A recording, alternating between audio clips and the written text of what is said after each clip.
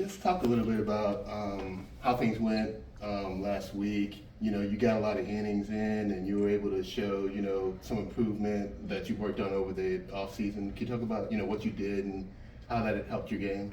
Yeah, I think a lot of it for me is just mentally, just kind of getting back into it. I think we worked really hard with Coach in the fall, and then obviously coming back after Christmas break, just trying to get back mentally. And last year, and trying to live it up and just go out there and do my thing.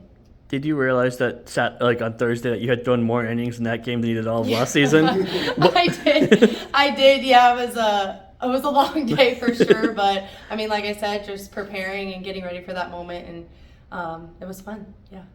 Yeah, no. Coach mentioned that there was some concern with the what was going on to some of the illegal pitches, and she was planning on using someone else, but she had to go back to you. Mm-hmm. Were you ready in that? Because she mentioned everyone's gonna be using that to come back. So were you ready for that role, or what was that like? Yeah, I was ready to come back. You're talking about come back into the game? Yeah, I was ready to come back in. She had told me, and I knew that I was the only option to come back into the game. So, she had prepared me for that for sure. Yeah. What's the difference, starting a game and coming back in? What's the difference?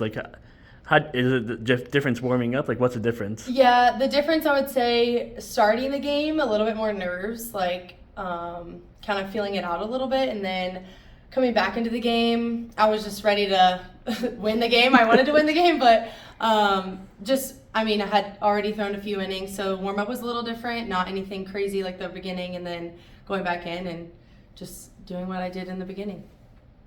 What pitches have you maybe fine-tuned, or you feel like you've improved in how you throw those pitches this year? I feel like I fine-tuned all of them.